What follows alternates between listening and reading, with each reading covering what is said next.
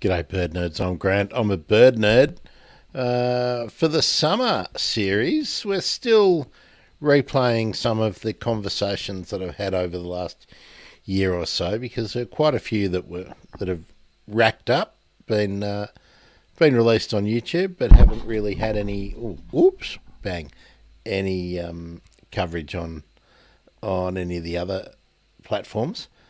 So today we're talking about feeding birds, and this followed on from the couple of shows that we did about feeding birds in Australia. And I thought we'd better find out about feeding birds somewhere else. So, feeding birds in the Northern Hemisphere. And as we come into 2023, we'll be talking to people who are feeding birds in other parts of the world. And what are the differences? What are the similarities? Is it a good thing? So that's it. If you don't know, I'm Grant. I produce and host the show, and I like to talk to people who know a lot more about me than birds, but it's all about what impacts are we having on birds. Birds, if you haven't seen the State of Birds report, birds are reducing by about 15% every time, and that's globally, generally. Every time there's intensive survey work done. So it's not good. Anyway, I will be here in the bottom of the screen or just watching and listening, so you can comment, you can say whatever you like. But I'm going to be starting this up and full screen. I think we'll get it most of the time. Okay, that's coming through there. That's good. Let's just make sure that's right. Okay, here we go. Welcome from Wurundjeri country, Melbourne, Australia. Or in the Indigenous parlance, Naarm. I'm Grant. I'm a bird nerd. Today we're talking bird feeding birds, following on from a couple of discussions we've done with the Birds in Backyards leader, Holly Parsons. Today we're on the other side of the world. We're talking with Tammy Poppy, who for 25 years has been Tammy Popple, placing a bird feeder in her I always backyard muck up. and taking careful note of what she's seeing. Welcome, Tammy. Thanks for Thank joining you. the Bird Emergency. Thanks for having me. It's a pleasure. You're situated in Wisconsin, so let's place Wisconsin for those who are not in the States, not the 197 other countries in the world that are not obsessed with the states of the US. Wisconsin sits on the Great Lakes. The Great Lakes is in the northeast quadrant of America, bordering Canada. Right. So that's it. And Wisconsin is the most westerly of the states that border any of the Great Lakes. Have I got that right? I believe so. I'm trying to think if Minnesota borders a Great Lake, but I don't think it does. Yeah. If it does, it would be Superior. But yeah, you're spot on. Okay, so we're inland of the New York and the New England bit, but we haven't quite hit the Midwest. So we're in that little corner. So that's where we are.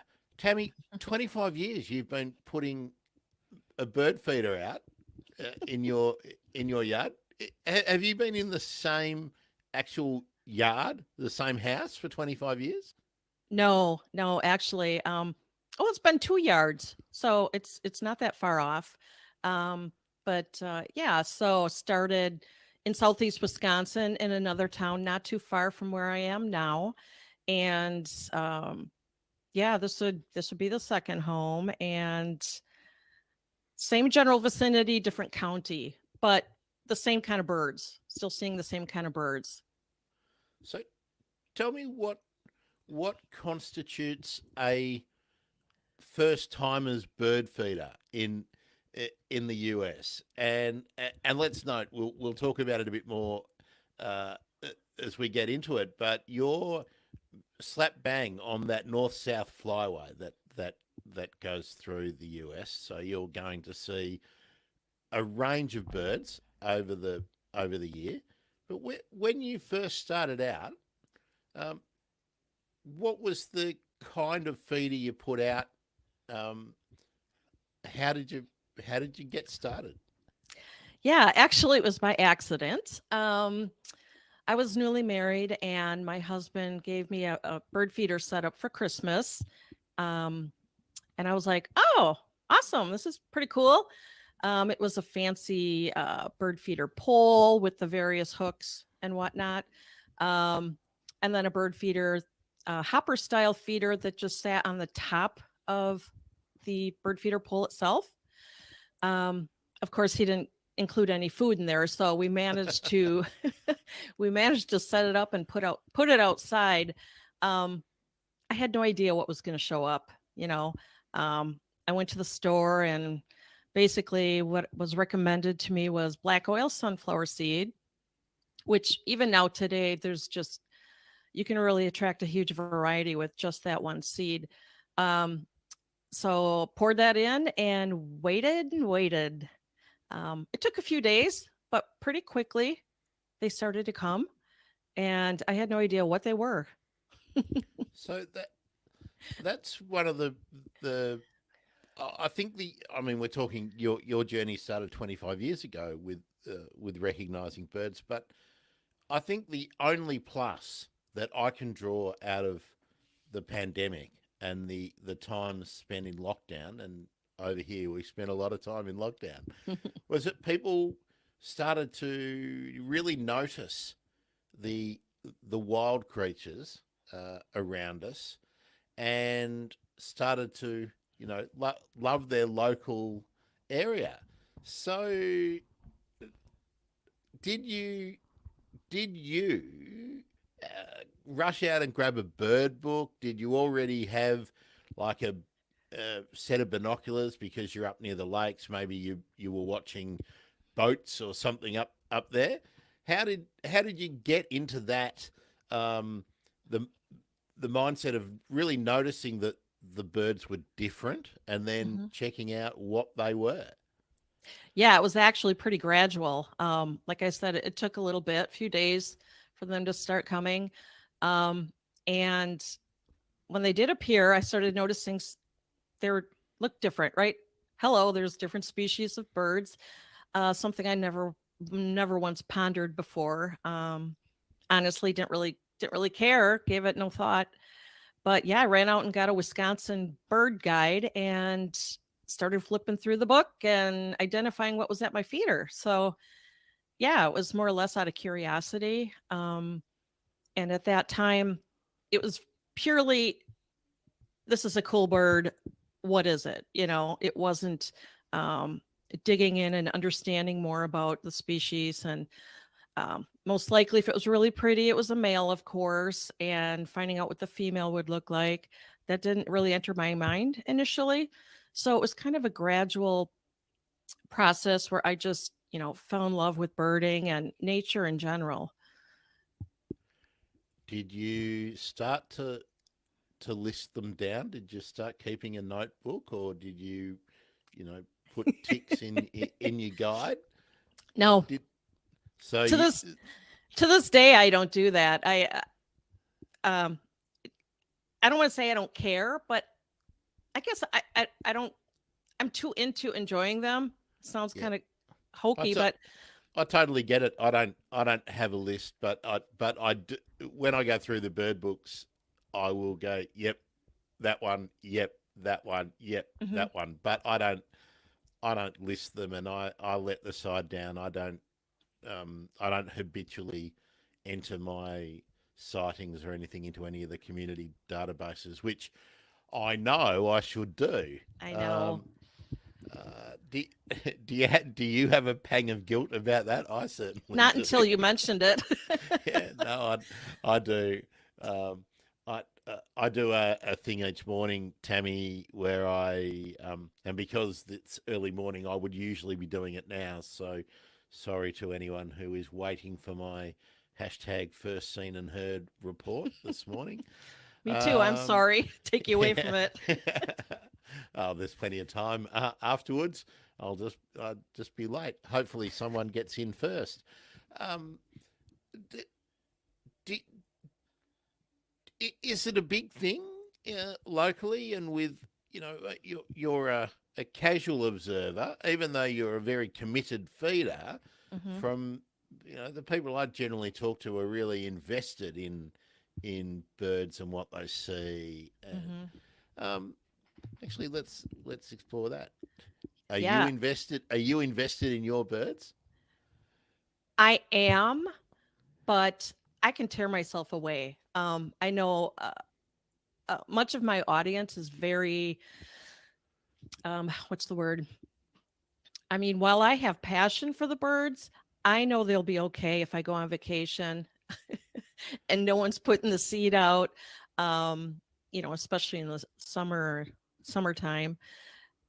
But eh, yeah, I just love I just enjoy learning about them. I don't get too crazy about it. I just, and I've often wanted to get involved in bird photography. And the problem I find is I just get too distracted just watching them and enjoying them. I'm not setting up my camera and I'm just not getting ready. And I'm like, okay, I need two different times to observe the birds. Just one enjoyment, just kicking back and enjoying them. And the other one is to really be focused and uh, ready to snap pictures because you can't do both. I haven't figured out a way to do it.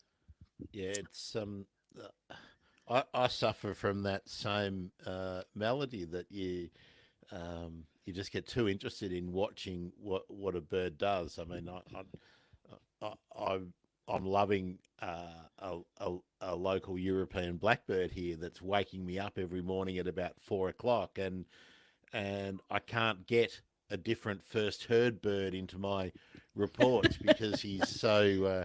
But the other day he just went non-stop for about 17 hours. I mean, amazing stamina. Um, Wow. introduced invasive species, forced out all of our local birds in that niche, but I can't help but like him because he's so.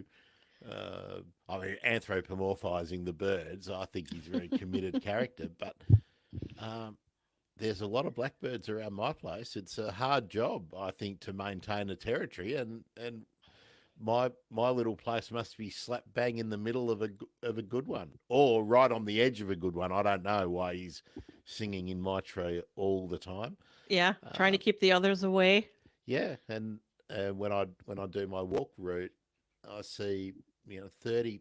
I reckon about 30 male blackbirds, and there are pitched battles all over the place. Hmm. But birds are great to watch. So how? I don't know how. Well, I admire those people who can be very technical, looking through a lens, um, at the same time as taking note of what the birds are doing and trying to understand it. I Yeah, I want to, would imagine it's a learned skill, something that you develop over time. yeah, definitely. I think it's habituated for sure. Uh, Tammy, what uh, what did you begin feeding the birds? You mentioned seed and black sunflower seed.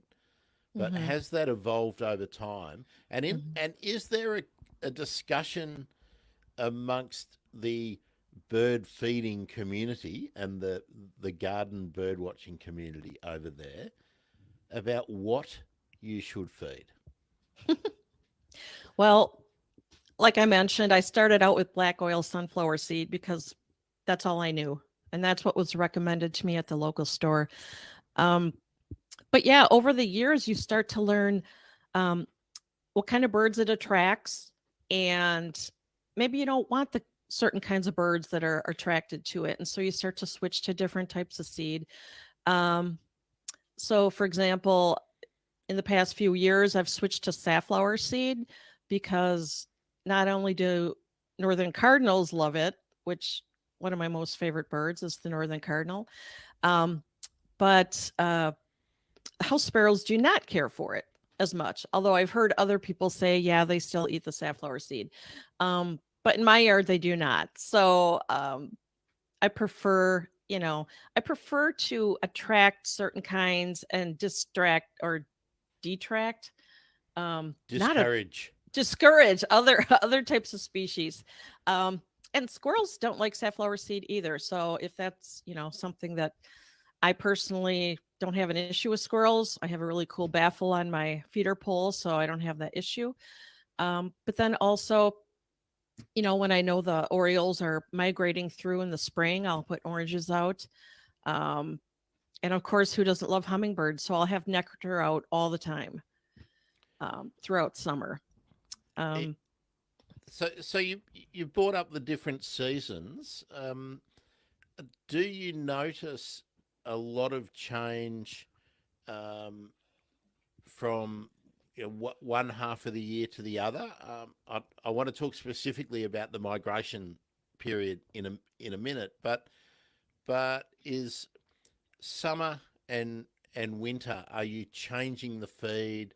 Are you suet balls, anything like that? Are you giving the winter birds extra treats? Um, tell yeah, me.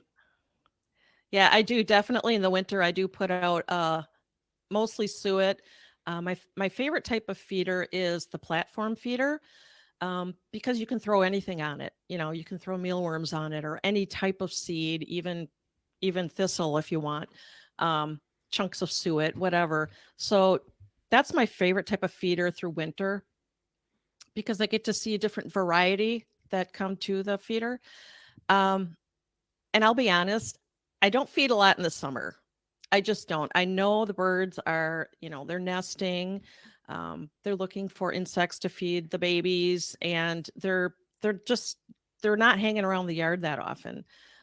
So I just don't put it out. Other than the nectar, I always have that out.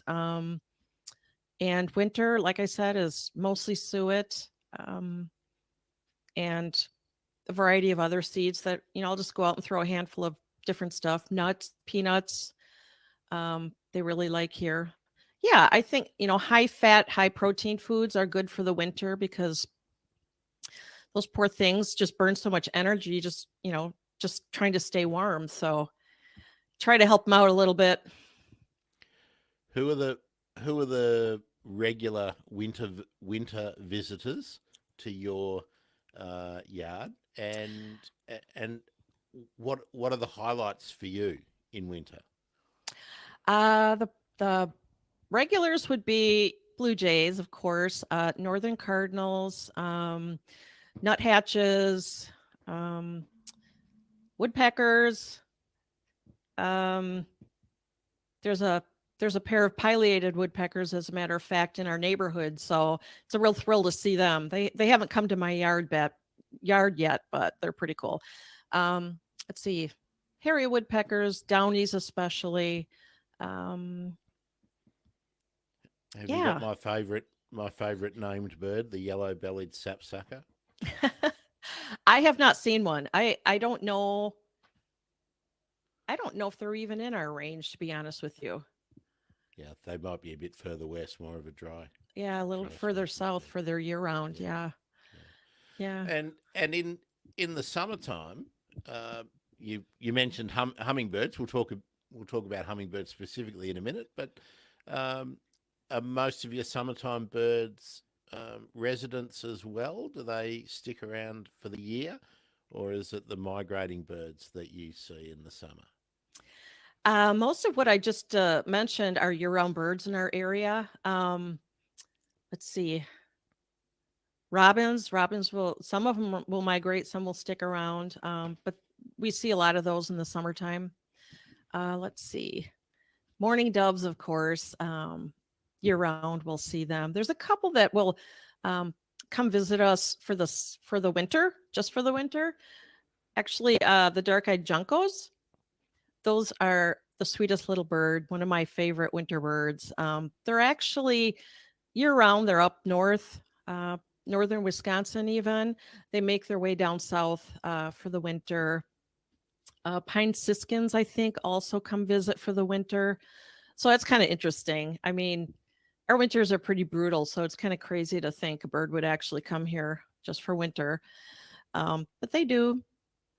Do you get my favourite American bird, the prothonotary warbler, in your range? No, No. I So no. I've heard of it, but we don't get that around here. We don't get many warblers, to be honest with you, um, in this neck of the woods. So there's a good point. What's the natural habitat surrounding you consist of? Is it sort of pine forest in your area, or is it a more a woodland forest? Yes, it's a mix of all of those actually. I live in a subdivision, so our yard is, we have the lawn, it's carved out Yeah, around the house, but um, just to the north of us, there's an open area that is fully wooded and deciduous, pine trees, all sorts of stuff in there. Um, and I frequently hear woodpeckers in there that I don't see in my yard. So I know there's birds in the area that don't prefer my particular habitat. It's more open here. Um, but then we also have the Kettle Moraine National Forest around us, you know, surrounding our cities and whatnot. So it's pretty much a variety. We even have lowland areas. So the swamp loving birds. Yeah, we have a huge variety of different habitats. Now, before we start talking about your yard, let's talk about the migrating birds. How much of a variation in the visitors to your feeder do you get between your resident summer and winter birds, and what comes through in Hmm. the biannual migration? Yeah. I honestly don't see a lot of variation at my feeder, with the exception of the Baltimore Orioles in the spring. I try to catch them coming back, but they've never stopped. Um, Indigo buntings in the spring. Uh,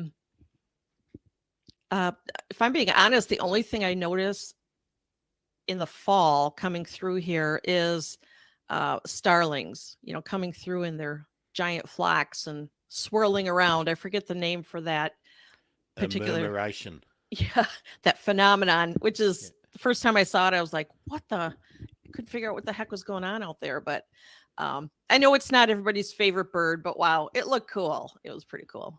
Yeah. Yeah, that's astounding how they cooperate and synchronize so that they're not smashing into each other and dropping out of the sky. Um, yeah, Right. and some of those, in clouds of starlings, people have estimated that there's a million birds in one. Wow. Staggering to the way they coordinate their movement. Um, Just amazing. yeah, again, sometimes you can love the birds that you grew up to hate. So, although every bird's a good bird. Yeah. Uh, Yeah. Even though we don't want them in our yard necessarily. no, and certainly not in your eaves or your any crevices in your buildings. Right. Um, Tammy, hummingbirds. Hmm. Uh, what's the pattern of seeing them? How often and what type are you getting in your that you've noticed at your feeders? Yeah. In this range, we only have one type, the ruby throated. But every time I see them, it's like the cardinal. You just never get tired of seeing them. And I have a nectar feeder that I have hanging from my kitchen window. So, early evening, I'll see them come in, or one. I don't get hordes of them, which is fine. I don't really want them coming in, giant flocks, if you will. It's not usually good. Um, but yeah, I haven't really noticed when they show up in spring, but they stick around pretty long before they head south. In fact, what is it? Last year, I had a couple of hummingbirds, the ruby throated hummingbirds, that stuck around right before snow. And apparently, that's not too uncommon. No, I did see a lot of stories about that. I couldn't be sure if it was last year or the year before, but I mean, it's tempting to speculate that maybe the changing climate is meaning that their patterns of movement are changing, and perhaps they're breeding a little bit further north than they had before. Who knows? We'll need to look into that. But Yeah, uh, we have had milder winters, so who knows? I mean, they know better than we do. that's right. And if I guess if the food is around, Hmm. why why travel thousands of kilometres if you don't need to? Right. Um, All by yourself. Yeah. yeah, yeah. Tell me about that. Do Are they solitary birds in the garden, or are they visiting in pairs or groups? Can you determine that from what you've been observing at your feeders? Yeah, well, I can tell you what I observe, and that is usually one or two at the most. And if it's more than one, then they're either playing or they're fighting with one another. Well, I take that back because I've seen it recently where they're sort of flying at each other and stuff. Um, this late in the season, I don't think it's like a territorial sort of thing. But yeah, I don't get hordes of them here. And they And and they're just trying to get fat, aren't they? They're trying, so it's competition for access to the trough, really. yeah, but there's like four ports. It's like, Yeah, come on, guys, can't you share? yeah, but the grass is always greener, right? Yeah, So yeah. And I had actually recently came across some heated nectar feeders so that you can, have them in your yard in the wintertime without the nectar freezing. um, now now that my first thought when I hear about that, and I actually had seen some ads popping up on on my web pages while I'm browsing for those. God knows why anyone would think I would want them, but Google knows more about me than I do, obviously. They know better. Yeah. Are there ethical issues about introducing a feeder like that can that maybe not the purpose of it is to change the bird's behaviour, but that could be the effect of it, couldn't it? Well, experts say birds know when to leave. They have their internal clock and um, their own ways of knowing when to go and when to come back. So I wouldn't worry about that. I don't think that's a concern. You know, I I often hear my audience wondering about how long should I keep up the hummingbird feeder, or should I feed them in the summer? Should I, this, that, or the other? And really, the bottom line is birds birds are perfectly fine without us feeding them year round, every season, anytime. It's kind of more or less a selfish thing we do just so we can get them up close, see them up close, and enjoy them that way. They don't really rely on us uh, for much. So, yeah, I don't think there's any worry about that. Now, feeding birds here can be a very joyous um, pastime because many of our birds that are really adaptable to and enjoy being in our urban yards, especially if we're giving them little treats, also interact with us, like our Australian magpie. They recognise you. They can, we're anthropomorphizing again them, but they do tend to form relationships with people who regularly feed them treats that they like. Mhm. Our kookaburras can do that. Our cockatoos can become very familiar with people who regularly interact with them. Um, there's there's probably more.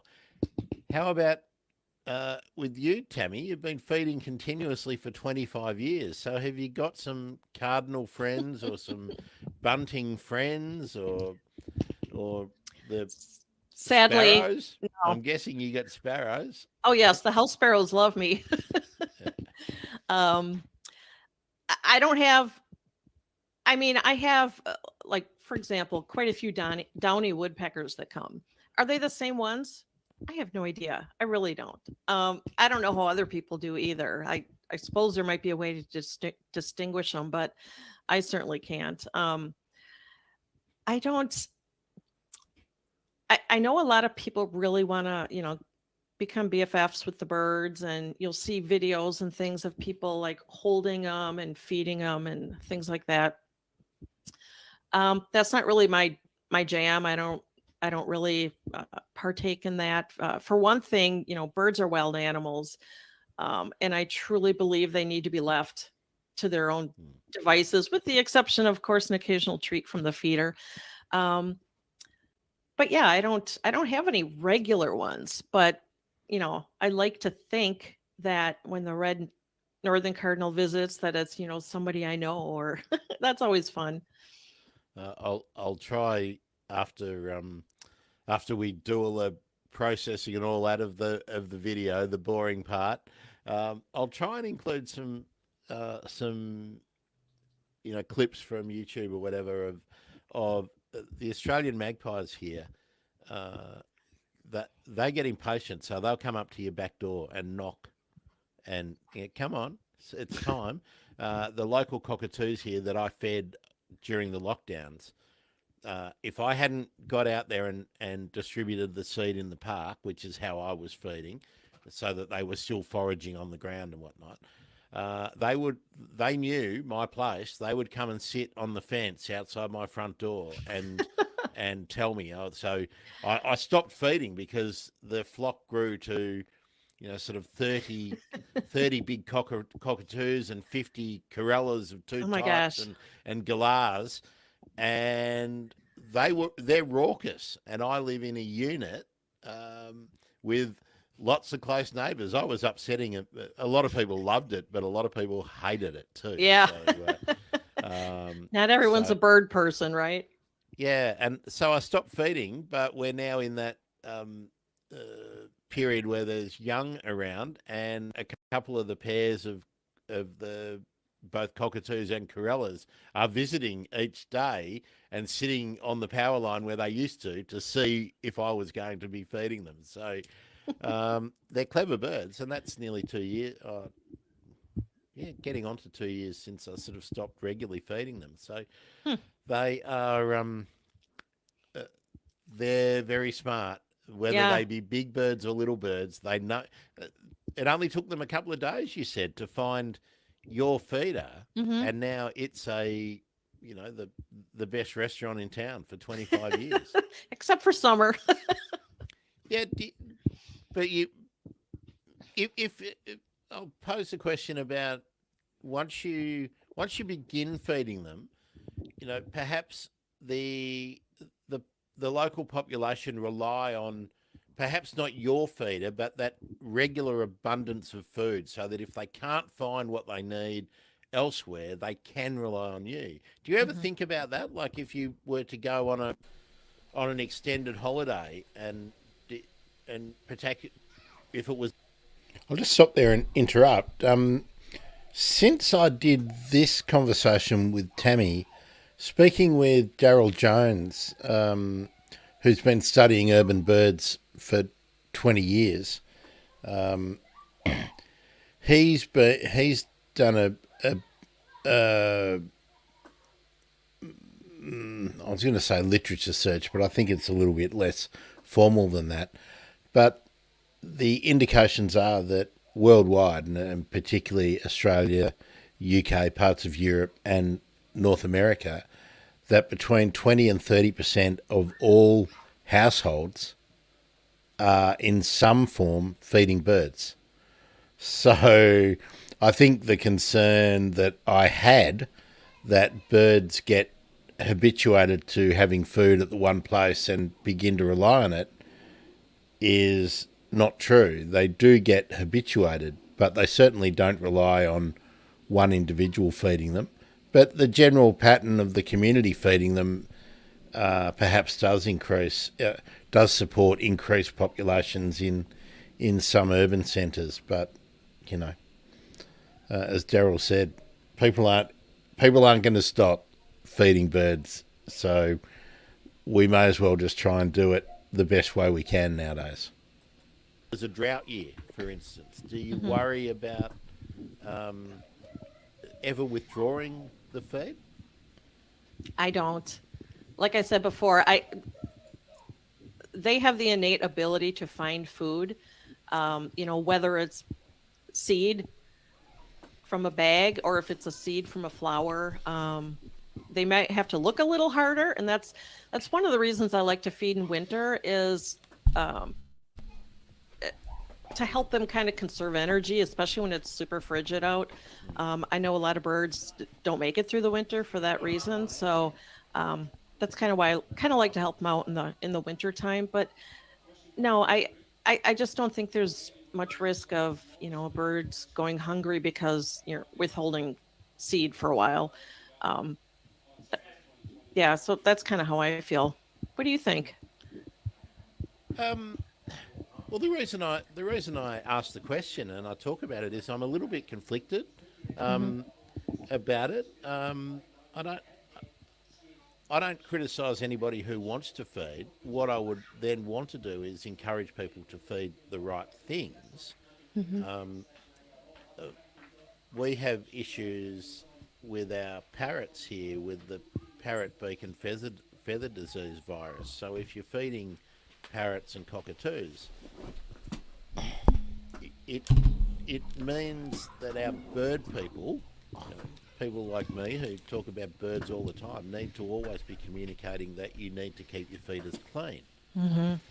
And now we've got avian influenza sweeping through parts of the northern hemisphere.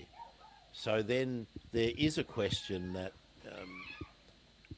do you actually want birds in close quarters? Like um, so there are things to consider, Hmm. but but we don't want people. What what's his Sorry or her about name? that. That's all right. I've got a dog here too. That's Dash. Apparently, the Amazon man is here. I'm sorry Oh, about Dash. that. That's all right. Does Dash ever make an appearance on your show? I didn't see him in the blog anyway. So. No, no, he No. does not make an appearance. In fact, I'm going to zip out real quick and just set him straight.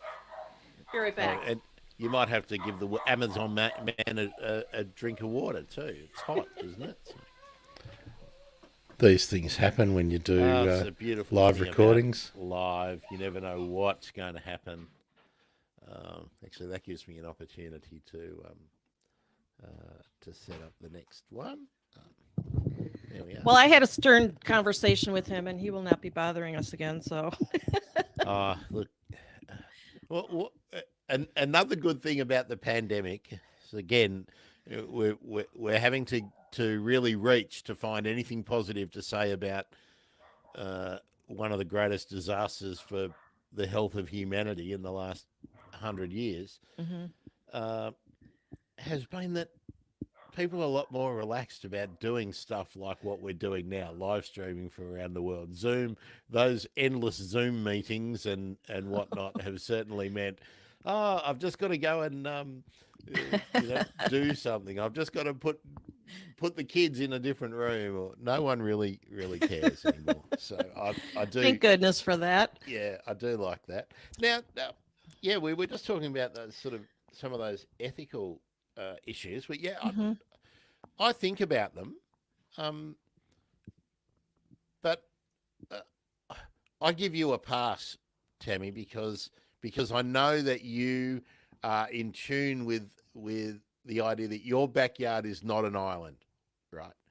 It exists within the framework of the neighbourhood, Hmm. um, and the parks that are nearby, and then the forests that are further afield, and it's a port of call along a journey. So you've over time you've understood that the plants are the important things to have around as much as the feeder.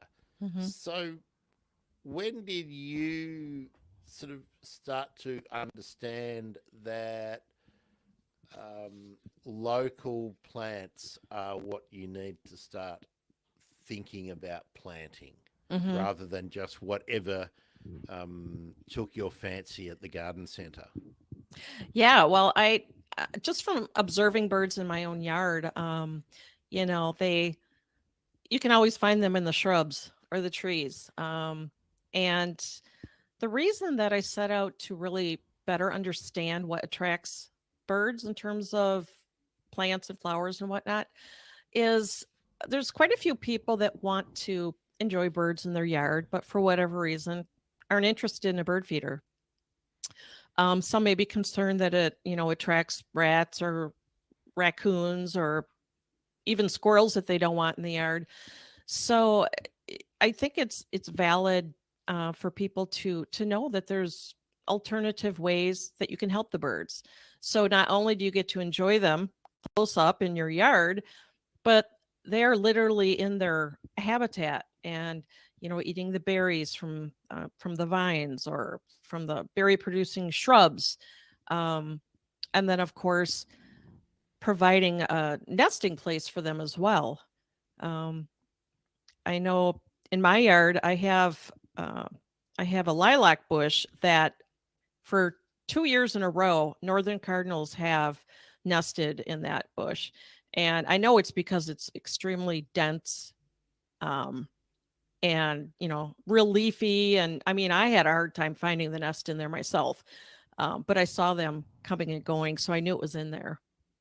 So there's just a variety of ways that we can help birds that don't even involve on the feeder. Um, di when did you sort of become aware um, over that time of 25 years that um,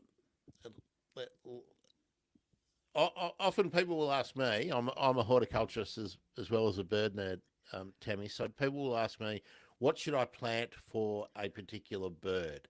And they go, I want a seed eater, or I want flowers to attract the hummingbirds, uh, or here the honey eaters. Um, uh, a lot of people find it very difficult to move away from I just want the flower or I just want the seed. But what we need, because most birds, even our honey eaters, um, if they are, and lorikeets, the nectar feeding parrots, they also need seed and they also will browse insects and they will also eat the roots and tubers of plants. So Hmm. you need to be thinking about flowers for butterflies, Hmm. flowers for flies, beetles, things that caterpillars will eat, all the whole suite of plants. When did you break out of the I need some flowers or I need some seeds into thinking about that whole suite of plants that you need to create um, habitat? That's the word. We need to Yeah, create habitat for the birds habitat. in our gardens. Yeah. I'd like to say it was 20 years ago, but it really has only been recently, in recent years, honestly. Um, but and that's one of the advantages of doing what I do on my blog is, um, I learn new things every day and I get to research things so that I can compile it in a easily digestible format for my audience. And that was one of the things I had come across.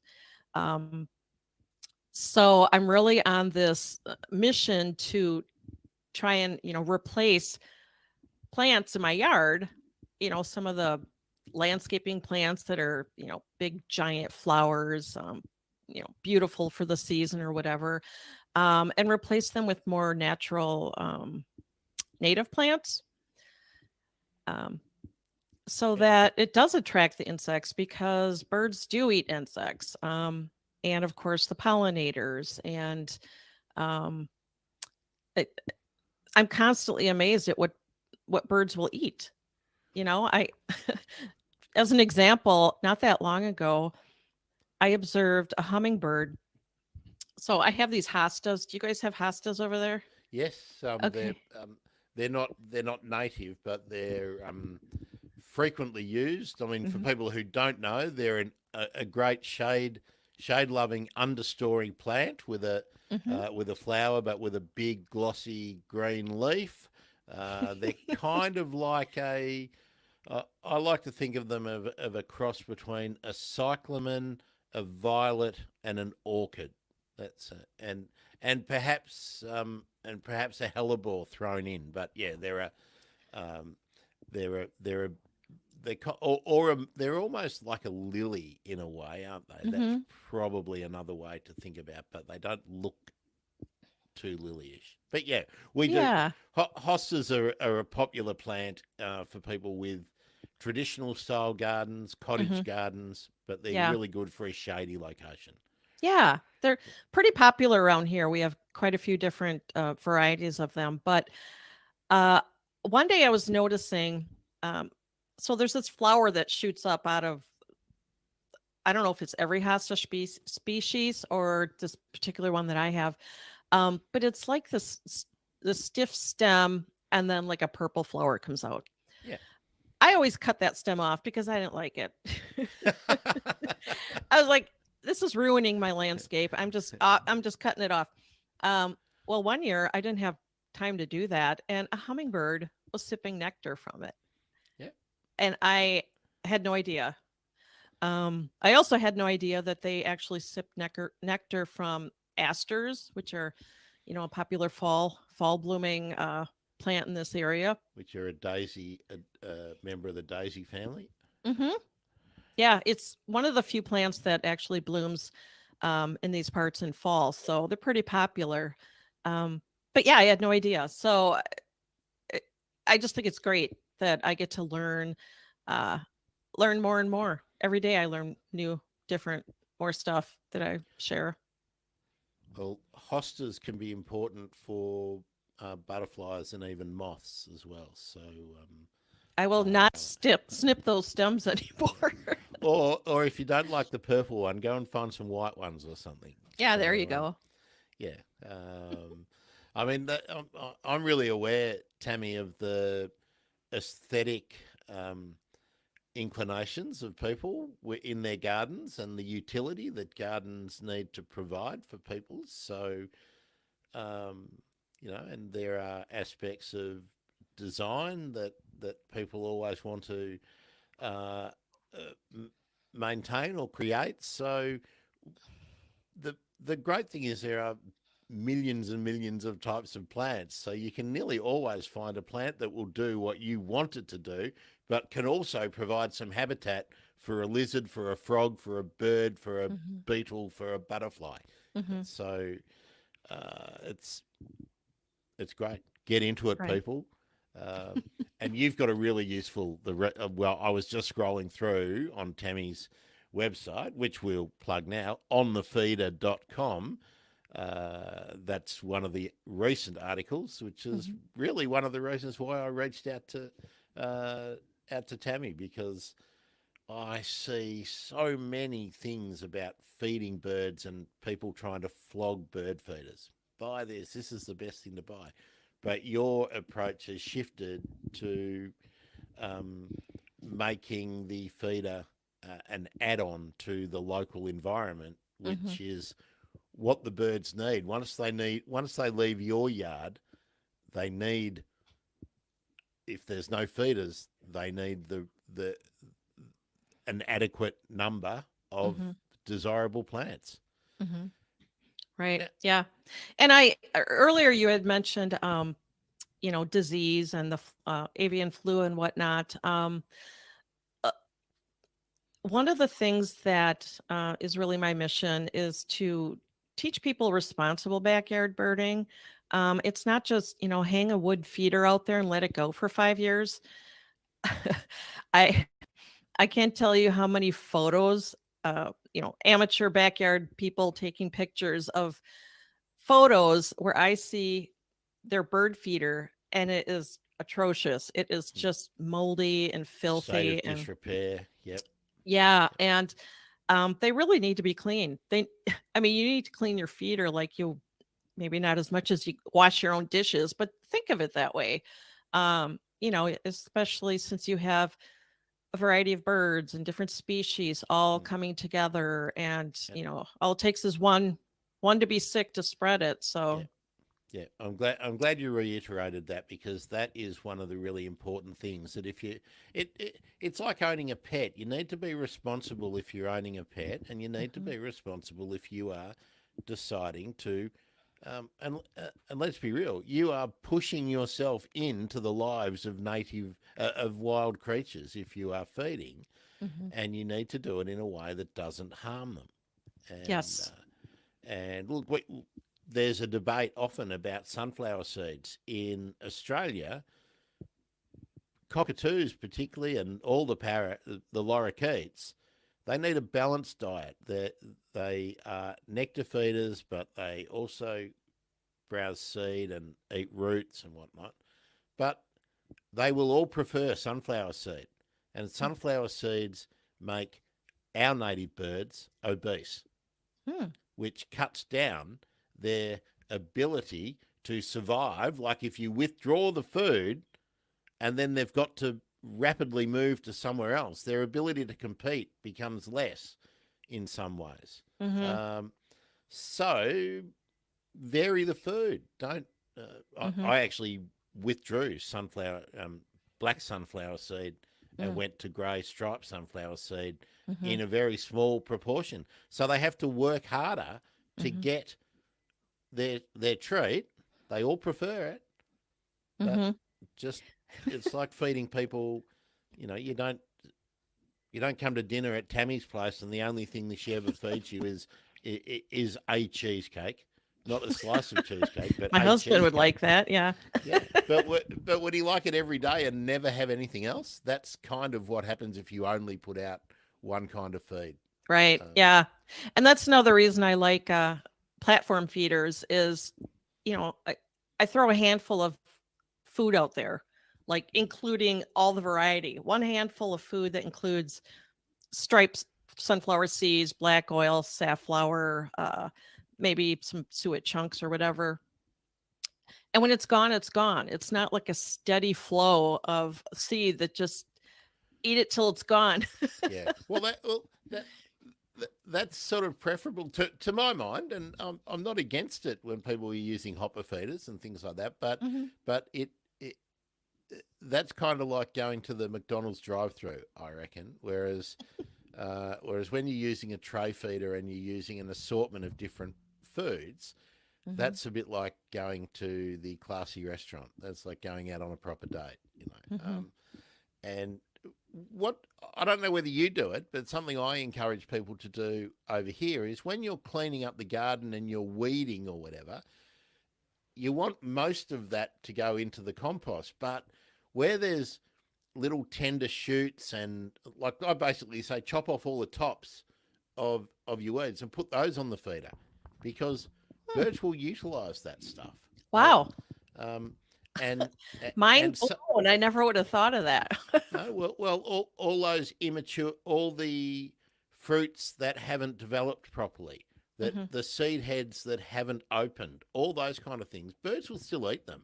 Hmm. Um, I don't know which fills the sort of niche that our ground grass parrots, our ground feeding parrots like Rosellas, and we did a show the other day on the red rump parrot.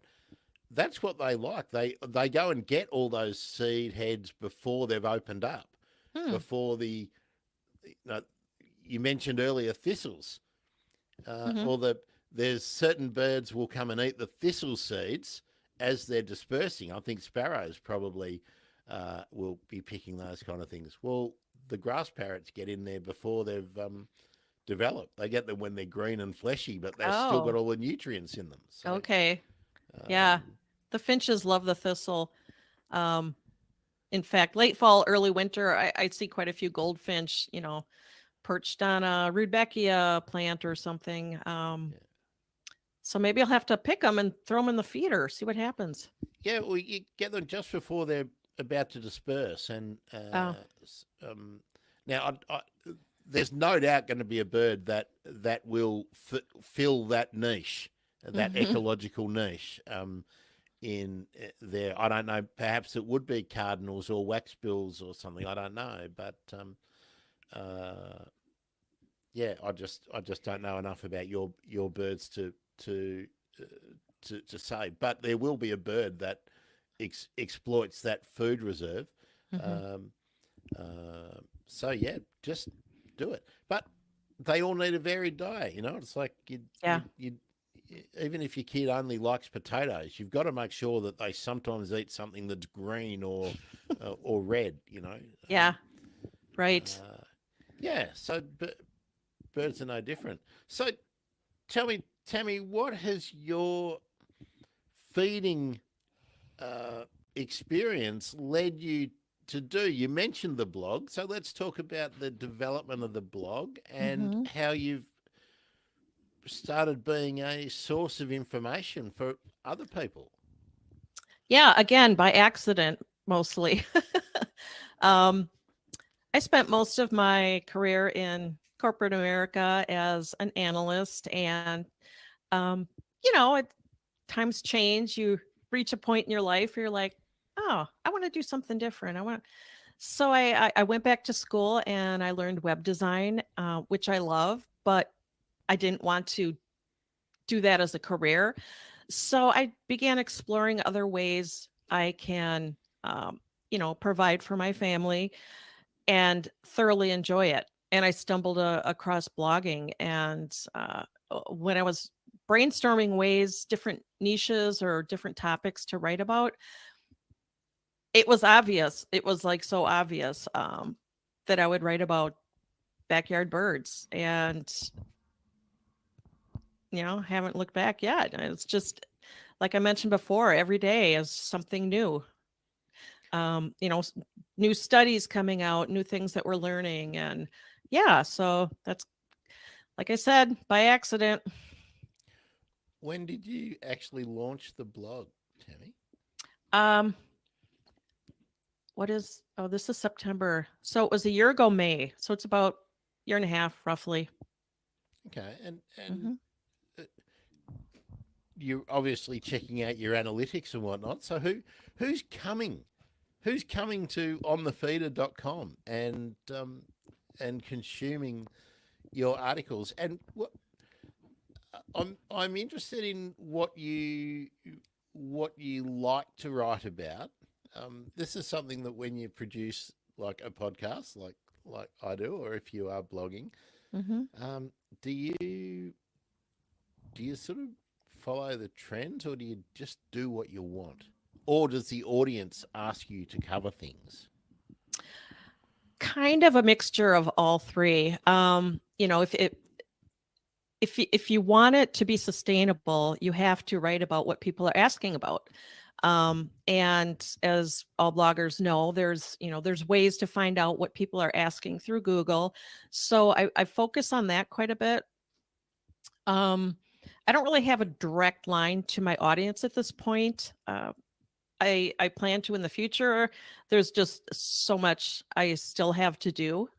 So I really haven't embarked on that yet, but just by participating in Facebook groups and, you know, Quora forums and whatnot, um, I got a pretty good sense of what people want to know and what they're interested in. Yeah, so that's the primary source of the articles that I write. And like I said, I'll sit down and write the article to the best of my personal experience and knowledge. And what I don't know, I will research. And, I'll go to uh, allaboutbirds.org, which is part of the Cornell University Ornithology Lab. Um, Audubon chapters, just really scientific type of sources to fill in the gaps. So it's a lot of fun. I just I just can't express enough how much fun it is. It doesn't feel like work. It's not really work to me. So, are you now able to say you are just a blogger, and I don't mean just a blogger, Just but but that you are exclusively a blogger, and that you're not having to do commercial web design on the site? yes, I am just a blogger. Uh, I am a that's blogger. Yes. that's great. That is really really really good. Yeah. Um, you, I mean, it's a massive um, audience of people who want to feed birds now in the US and Canada, isn't it? Yeah. Yeah. Most of my traffic comes from the US. Um, Next would be Canada. I don't really write about UK birds other than the ones that are from the UK. Yeah, that move over. Yeah. Yeah, the European ones. Um, so that's really my focus at this time. Who knows? I may expand in the future, but yeah, it's in terms of demographics, I don't have any hard evidence on who it is, age wise, that are visiting, but I kind of have a good idea, Oh, good aren't you sense. looking at your Google Analytics to find that out? It what I'm looking at doesn't give me that level of detail, Oh, age, age stuff. So I don't know. Maybe, like I said, I have so much to do on the website. That's probably an area I need to explore further. oh, we should talk. We should talk. It can be really surprising when you dig into the analytics to find out sort of Oh, who who is listening. It's often not who you think or yeah, reading. It's very often not who you think it is. Which yeah. I should not assume, should I?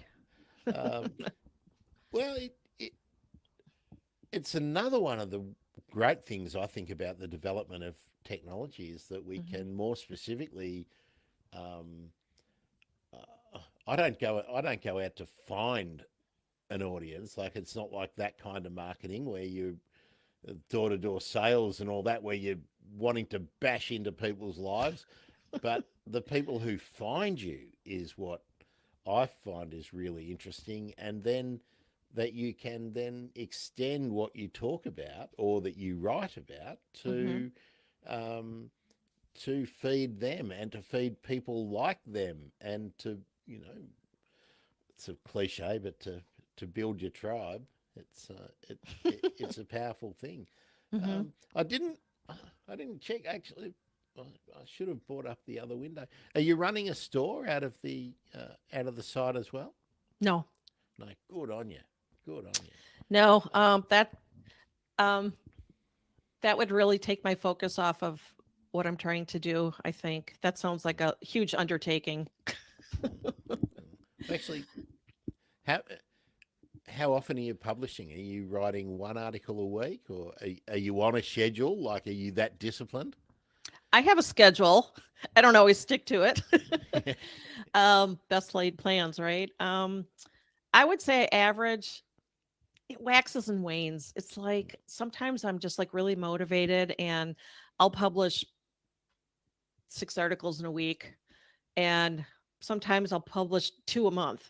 You know what I mean? It Yeah, just yeah, I do know what you mean. and I try to keep it light because I don't want it. I want it to always be fun. If it starts feeling like a job, then it's not going to be fun anymore. So that's kind of my take on it.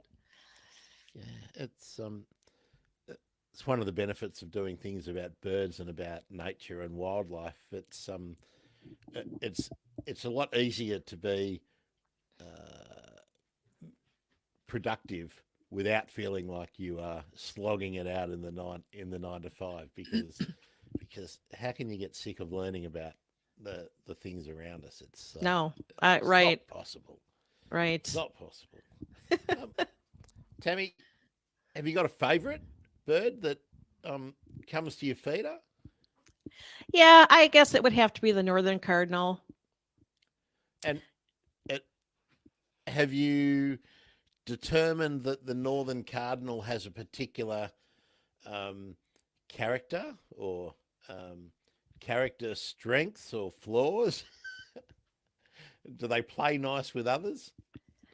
They're kind of a shy bird actually, and I'm kind of shy too. So maybe that's why I kind of relate to them. But um, the male northern cardinal, everybody loves his bright red color, especially in wintertime, is pretty cool to see against a backdrop of snow. But the female cardinal is, in my opinion, equally beautiful. if not more, because she just has a variety of colors, and they both have that bright orange beak, and I can't explain it. It's just, I mean, I get excited when I see birds in general, but either the male or the female northern cardinal, it never gets old, and they're in my yard all the time. It just never gets old. Do, do they establish a territory? Like, have you got a pair of northern cardinals that come to Mhm. your feeder, or do you get groups of them coming in?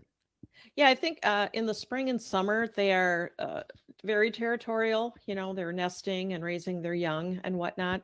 Um, and in that time frame, I have a pair that visits. But in the wintertime, all bets are off. They're Yeah, all, territory lines kind of drop down. diminish, and yeah, yeah. So there's nothing cooler than seeing several male cardinals against a backdrop of snow. Sometimes it's the only Yeah, way I survive winter is just seeing the cardinals. to give listeners in Australia and other temperate parts of the world an idea, how tough is your winter? How cold does it get? And actually, I'll have to get the changer over a thing, because you're going to tell me in Fahrenheit, aren't you? Yeah, that's all I know. Sorry. Um, let's see. I would say that the temperatures range between, let's say, 35 on a warm day and can get below zero. I mean, when the wind starts whipping, we get below zero temps, 50 below. Um, 50 below. I mean, that's not real common, but it has happened. Okay, It's like you don't leave the house. You take the dog out and you run out there and you run back, and yeah. okay. Bear with me while I Convert. yeah.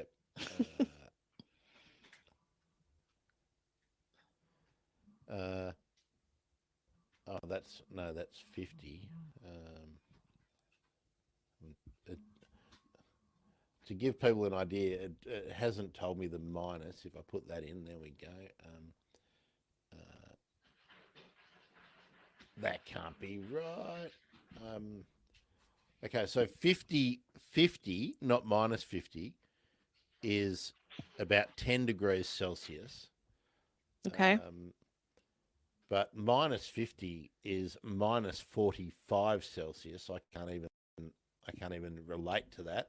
The Huh. coldest it gets in my yard, and it hasn't been anywhere near it this year, but a couple of years ago we were getting -3, which for you would be about 27 Fahrenheit. Mm. So that's that's almost tropical, isn't it, for you? Yeah. Us Wisconsinites, we'll be out there in our sweatshirts, maybe. All right. Yeah. Well, let me tell you about what we've regularly been getting in summer, which is coming up to us. Uh, yeah, it's not unusual now for us to get 45 in summer, maybe 4 or 5, 6 days a year. Um, so that's 113, 114 Oh my gosh. in your numbers. Now that they used to be very, very rare. A hot day for us, actually. I don't know if this is interesting for anyone else, but a really hot day for us would have been 38 degrees 10 years ago. That would have been 100.4. That was a rare, like, and 35, which would be, I don't know, what, 96 or something maybe. That Oh. was when people were starting to really complain that it was hot, and some industries would stop outdoor work and whatnot. But don't think we got any last summer, but Hmm. in the extreme summers, That's 40, hot. well, over 40, we get a couple each year, and to get really extreme heat days are not unheard of anymore. I think, again, the shifting climate, Hmm. and yeah, that is hot, and that's when I think bird feeding becomes really important, because that's when the plants in our gardens are burning off and dying, Mm. which means the flowers and the fruit 6 months down the track are not happening, because the development on those plants has stopped. So everything gets interrupted. And that's when Mm. supplementary feeding in residential areas, I think, becomes something we all need to think about. And of course, if you're putting feed out, you need to be putting water out. And I Yeah, don't we think haven't we've talked talked about about that. water, but yeah, water Yeah, is huge. yeah.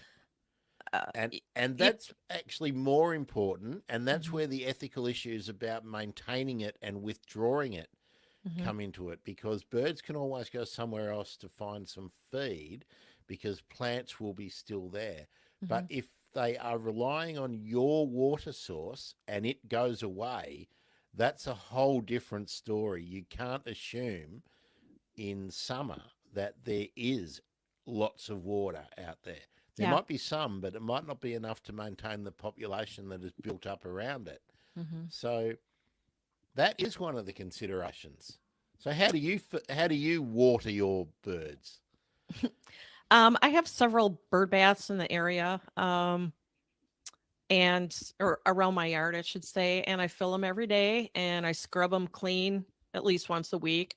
For those days that where it gets really really hot, and mold starts to form, or just other birds fly over, and you know stuff falls out of the sky. I mean, you got to keep them clean. So it's just it's another kind of clever way that you can help them, but then you'll see species that come up close to you that wouldn't visit a feeder or wouldn't normally come into your yard. So that's kind of cool too. Yeah. Um, just on water, Tammy, I might throw this out there because a lot of people worry about having a dish or a bowl out there. And I sort of agree. It can be a lot of work and whatnot. And you've got to maintain, if they're too deep, the Hmm little birds won't use them. If they're too shallow, the big birds don't use them. So a lot of things to consider, but you can vary it hmm by having a little shallow depression in your garden that you can turn into a soak.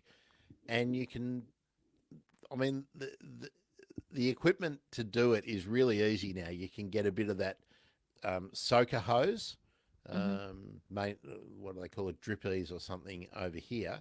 So hmm all you need to do is put that into a circle and put a little T connection there and run that back to either a timer or to a tap that you only slightly open.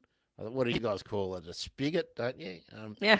And and you can bury that in a depression in the ground, and that can become a continual source of water without using lots and lots of water on your water hmm bill. The other thing is just one of those drippers. You can just run a hose to a little emitter, that Hmm. really low rate emitter, and Okay. maybe with a tray, and then you don't have to remember to go and clean it. And if you have it so that it can run out when it's over full, um, birds can still use it without it getting stagnant. So there's a whole lot of little tricks that mean when you go on vacation, you can still have water for the birds, and Yeah. that's something that I really like to push, because people do go away for a month in summer, don't they? If they have the means I've heard in of your part of people. the world. Yeah, yeah. No, it's really cultural here that a lot of people will just disappear. Everyone takes a December and a lot of January. Sometimes Hmm. people are gone for all of January, the hottest part of the year. Um, so if they spend 10 months of the year feeding the birds and building up their local population, and then all of a sudden the water disappears, hmm um, we can't assume. I mean, if everyone in your suburb, or if 20% of the people in your suburb have gone on holidays and stopped watering their birds, hmm well, they've all got to go somewhere. And then the competition comes up for water and all. So it's just easy. Just have a dripper, or you can Yeah. have a hopper. You can have one of those big hoppers in a little dispensary, and um, yeah, lots of opportunities. Yeah. So, Those are some clever ideas, and maybe a topic for my next article. well, maybe, well, look, Tammy, I can almost make an announcement here. I'm going to start another channel. I'm not going to start another podcast, but I am going to start another Hmm, YouTube channel and whatnot, and that's all about habitat gardening. So, awesome. and obviously my skills are in Australia, but I'm really interested to extend the the information that's out there for well, for every zone in the world. I'd like to be able to talk to people from everywhere. So I'd probably like to talk to you again, Tammy, about how you're using the Audubon regional lists I'd love and it. Yeah. yeah, because it's a real extension of the argument. Because once you start feeding birds if you aren't already, but bear all the things in mind about Hmm. what are the best practices. Now I know when I was reading your blog last week, uh, you'd mentioned about the kind of birds that you want to discourage in some instances when you're feeding and when you're designing and planting Hmm. a garden for birds or garden for wildlife. Hmm. Who are the pesky ones in your location that you really try not to attract? Uh, in my experience, it is the house sparrows. And primarily because I have some eastern bluebird houses in the yard, and you know, they're the house sparrows are notoriously super aggressive for cavities, for nesting and raising their young. And I just want to be able to peacefully raise some eastern bluebird babies in my yard, but it's nature, it's wildlife, and that's just sort of a selfish thing on my part. Um, yeah, there. I feel But like they the house sparrows outnumber. There's just so many of them. and introduced invasive species. So Hmm. sometimes the term nature and wildlife are not actually really applicable. Hmm. Um, they well, they probably would have found their way to North America anyway. You would think they are so adaptable. Yeah. Um, but then that's one of the issues about they exploit the tray feeder. Um, uh, I mean, tell me if I'm wrong, but in my experience, if you put out a flat surface and seed, and you have a small flock of house sparrows nearby, they will come to own that tray. Yeah, and they'll clean it out. Yeah, they'll Yeah, clean it yeah, out. yeah. They plan it out, and then and if they don't, they will. They'll dominate bigger birds, won't they? They can be very aggressive as a They group. can. Yeah, they are very aggressive. And I've heard a lot of horror stories. I've not experienced it myself where, house sparrows have let's just say demolished an entire bluebird family in their cavity. Um, but again, that's nature. And Yeah, I don't know. I sometimes I know a lot of people want to help the birds. I don't feel it's their place to really intervene in Of course, it's totally illegal if it's a native bird, not a yeah. non-native bird. But um, yeah, I don't know. They're not my favorite.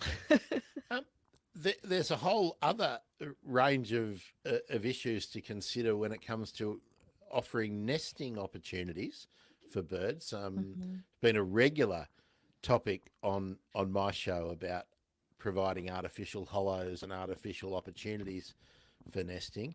Now you don't have to destroy existing nests if they're there, although in like for noxious species in some states here you are obliged to if you know they're there. Mhm. Um, but you can discourage some species from nesting. You can Mhm. there are preferred ways to provide opportunity for native birds all over the place. So maybe that's another thing we can explore because I know very little about what's going on in the US and northern hemisphere about nesting. So that could be another opportunity to collaborate down the track, Yeah. Tammy. Yeah, that's a whole topic in and of itself. Yeah, And there's people on both sides of the fence that are very passionate about it. So, yeah. I don't think there's ever a absolute um, answer, mhm. um, but there. I always lean on the side that if you have a declining population of native birds for a particular species, and you can prefer them and discourage the other competitors, well, then that seems like a sensible thing to do. But I always defer to the experts. That's why I like to interview the ecologists and the biologists and Right. whatnot, and find out what their take is. Yeah, I would Um, agree with that. yeah, and then we just try and adapt it into the way we're living our lives in our particular location Hmm. to give the birds a chance. That's Um, right. Tammy, before we wind up, uh, is bird strike something that you have started to think about um, in, both at your place, but also Hmm. in your communicating the issues for people who Yeah. are feeding? Hmm. Yeah, actually, one of my earlier articles was about, um, you know, people are wondering why are cardinals uh, bashing against my window? What's going on there? And in that particular case, it's usually because it's mating season. Um, they're very aggressive. They're trying to keep their female bird away from the other males and whatnot. And they see the reflection in the mirror or in the window, I should say, and think it's another bird and actually start fighting it. So that's what's going on in some cases. In other cases, it's they see the rest of the world reflection in the window and don't realize until they fly into it that That's it's right. in fact a window. So yeah, it's a big deal, and uh, just try to educate people on placement of feeders and the use of bird deterring sort of window decals and things like that. And interesting timing because I'm in the process of revisiting my article. I've actually reached out to an expert, Dr. Clem. I don't know if you've heard of him.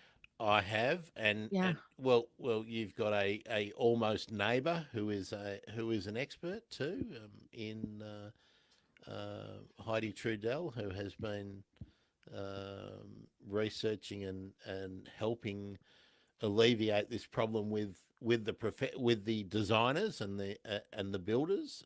Oh, Now, okay. you can find Heidi on Twitter at Just Save Birds. Mm, There's also a book. I don't know if it's out. I've got a review copy that I've got to talk about, which is called Solid Air, mm, um, which is about the concept of the migrating birds that they don't see the glass, and mm-hmm. we lose 1 billion birds a year on your flyway alone. I think 1 billion, not a Mine, million. Yep. my personal flyway. Well, the North American flyway. Sure. Um, so that's 1 billion, Yeah. and it's estimated from the studies that are done that 1/3 of those are colliding not with skyscrapers and big glassy commercial buildings, which everyone thinks are the problem, but 1/3 of those are colliding with just the windows in your backyard, your shed window, Mm-hmm. and and you don't find the bird because it collides, it falls to the ground, it's okay enough to fly away, Mm-hmm. but it's got a concussion and it dies somewhere else. Right. And so that's how big that's every year. Yeah. So Yeah. That's a huge that's concern of mine. And that's that's 300 million birds a year are smashing into windows in people's mm, yards. yeah. Yeah. I am worried about that. It is a concern of mine. And like I said, I reached out to Dr. Clem, And I'm in the process of updating my article because there is information that would need to change based on the research that he's done. Um, in particular, feeder distances from windows. Um, so yeah, I'm working on that. I'll have to chase him up because there's some information out there that basically says there are no safe windows. It just and uh, unless we go back to the days of shutters and awnings and whatnot over all of our windows, which Mm, doesn't suit our design aesthetic, mm-hmm. but there there is no safe big um, open glass surface. Yeah, Uh, I believe I believe that, as it relates to backyard bird feeding, I believe that he had said if your feeders are within 3 feet of the window, yeah, I think that's what it has to be. That yeah. basically they are so close that the birds cannot get uh, get up enough speed Hmm. before they collide Hmm. um, to make it a totally incapacitating injury. Right. Um, and Exactly. Yeah, but it's not usually the birds leaving bird feeders that suffer from strike. It's just the birds that are traversing through the neighbourhood Oh, um, that from certain angles they just cannot see glass, okay. and Yeah. and that's yeah massive issue. Which is why plants are really useful. You plant them strategically, and they make birds change course if they're Hmm. going through on a Yeah. direct route through your yard. Yeah. See, I'm learning new things all the time. And Yeah, that was one thing that crossed my path recently, um, was, this actual research that was done on the bird strikes. So very concerning. yeah. I'll pop down here under our interview or on this page. I'll put all the links that I can find, and I'll put Dr. Clem in there. I'll also, of course, be linking over to Tammy, and I'll let Tammy know uh, uh, all the links, and perhaps she can follow them up for her blog because uh, it's been an invisible issue, but this Hmm. has been going on since. I have been very slack with putting links in, so that's probably something I'll do this evening. So sorry about that if you've been looking for them. We've started building lots of concentrations of buildings that are getting taller and with lots and lots more glass. You think about the house your grandparents Thanks, would have Naomi. built their first home, Tammy, and how much glass it had compared to Hmm. how much. Never seen your house, but I'm guessing that your house has at least 2 to 3 times more glass than your grandparents would have had in their house, Probably. Hmm. and that's why the problem is so large, Hmm. because we are, and we're increasing the amount of glass we have in our domestic homes. I mean, well, when I was a kid, we're talking the 60s and 70s. Not many people had a whole a back wall leading to a patio or a Right. veranda that was all glass. You had one sliding door, right? Right. Yeah. Um, so the problem, it's just a problem that has developed without Hmm. anybody really thinking about it. And now we've got to think about retrofitting our homes and our yards Hmm. if we care, if we actually think it's a problem. Hmm. I think it's a problem. I think a billion birds in one flyway. You then talk about the Asian flyway and the European African flyway, and they're probably losing a billion and another billion. So we're losing 3 billion birds a year. So it Yeah. doesn't matter how much. I mean, it seems crazy that we spend so much time encouraging them to breed only to kill them, right? Yeah. Yeah. Um, I'm hopeful it's a case of you don't know what you don't know until you know it, yeah, right? So yeah, it's a matter of yep, getting the word out and, at a minimum, new construction homes. I understand that there's manufacturers creating a type of glass that solves the problem. Well, Um, mitigates, I think, would be the word. I Mitigate. don't. Okay. That's astroturfing and greenwashing when they say they solve it. It doesn't solve it. What Okay. what we do is minimise it, and glass alone. And there's also the way we design our homes, and then there's the way that we lay out our suburbs, and then it's that we've taken trees out of so many situations, and a lot of that is public safety and all that. Nobody wants to have vegetation cover because it's deemed to be, encouraging the ne'er do wells and all that. There's a whole lot of things they've all reached a juncture point, and it's the birds that are paying the price. Mm-hmm. Yeah. So we live in very tidy suburbs now, very very tidy. Manicured and yeah, Yep, I yep, agree. and that's not. They're generally not good for all birds, but they're good for some birds, and they're generally the birds that we are trying to discourage elsewhere. Sadly. Sparrows and Indian miners and starlings love those kind of places. Uh, Yeah. Yeah. Luckily, starlings. It's not, I haven't had an issue with those, but yes, I do know a lot of people that do. and So, how about the rats of the air? Have you got a uh, domestic pigeon problem in?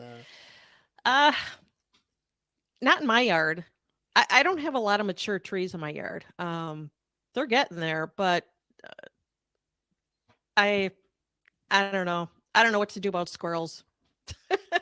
Yeah, and um, yeah, you've got the grey squirrel, haven't you? And of course, uh, that's a massive problem in Britain and Europe, displacing the red squirrel. Oh, Uh, so that's the native squirrel in it's a big thing in London. Everyone wants to have a red squirrel, but your grey squirrels are the really aggressive ones. Uh, oh, sorry. and Well, no, this is it's not your fault. It's not the Americans' fault. It's not the squirrels' fault. Um, Hmm.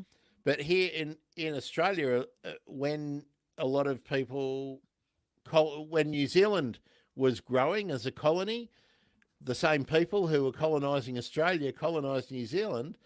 Um, we got the British birds here, but then a lot of Australian animals and birds were taken to New Zealand because people thought, oh, kookaburras are lovely. Let's, you know, Hmm. I don't think kookaburras have established in New Zealand, but our rainbow lorikeet is, and it's a super aggressive, hyper dominant, really, really successful. They're having to put lots of effort into controlling them Oh because man. the New Zealand birds never had a bird like that to Hmm. contend with. So yeah, Just there's let other nature. issues, Tammy. Yeah, endless issues. No Yeah, that's right. shortage. So Hmm.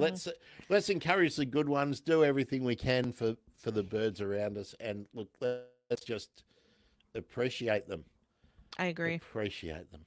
Hmm. Um, dear listener, dear viewers, the onthefeeder.com. I was going to say the on the feeder, but it's no onthefeeder.com. Tammy's got a delightful way of talking about the birds she sees around her, particularly you North American people, and also you Northern Hemisphere bird feeders Hmm. will find something of interest there, I'm sure. And we haven't even got to what I wanted to talk about is how to watch the birds in your yard, Tammy. But perhaps we can do that on a different time, I'd and love it.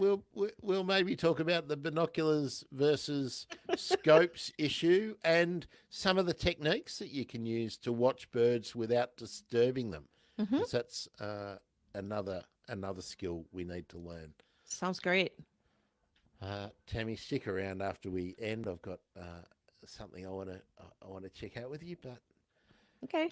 um, Tammy Poppy, the creator, originator, and lead author. I'll give you all those titles, Tammy, to wear for onthefeeder.com. I'm Grant. I'm a bird nerd. This has been the Bird Emergency. I look forward to you joining us. There we go. Yeah, I learned a lot speaking with Tammy, and yes, we will get Tammy back. We're trying to put a panel together to talk about, a few things that Tammy will be great to be involved. That idea of strategies, techniques for watching birds, just straight out bird watching. The plants that are really great environment plants in the US, where we get a few of the different Audubon chapters who publish regional lists, and maybe some nurseries, if I can talk them into it, to talk about habitat plants in the different zones. Yeah, there's a lot to talk about with Tammy. So, okay, well that's it for now. I'm going to do some things, and look, it's pretty warm. If I feel up to it, if I haven't fallen asleep, oh, excuse me. See? Oh, you couldn't see. I haven't put myself back on stream. There we are. Yeah, if I feel up to it, if I haven't fallen asleep, I'll play the Ariape mannequin a bit later on. So that'll be a few hours away. Probably something like seven ish Australian Eastern Daylight Time, which would make it 2.5 at the outside, 3 hours away. But make sure you're following or liking or whatever you have to do on whichever platform you're on, and we can you'll get the notification. You'll know when it's up, and I'll update. Thanks, Naomi. Yeah, we're going to do. I'm planning to do a lot more panel style discussions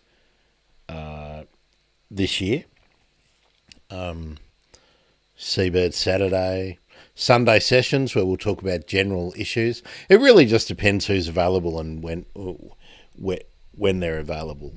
So I'm going to be a lot more flexible with time this year than I was in the last couple of years. Even though I didn't have to go out and do anything like the rest of the world, but I was wasting a lot of time, doing other stuff. So, yeah, and I'm pretty much going to invite everyone that I've had on the show before back for an update and to revisit the issues that they're working on. And a lot of people have moved on to new projects. So, yeah, we should have a lot of things to talk about. So, anyway, thanks, Naomi.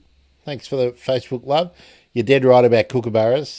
They're not the only issue for WA, but also as we alter habitats, often birds. The kookaburra was taken to WA, but there are birds making it into. They're just extending their ranges as we alter habitat, as roads get built, as plantings change, as people move in and plant different kinds of plants in gardens. We're altering what's found in all sorts of places, and some of those birds are super adaptable, very successful, and some of them are super aggressive, which means there's always a bird that loses out. Anyway, let's. There's more than enough things to be grumpy about. Let's not be grumpy about that one this afternoon. I'll see you soon. Cheers, everyone.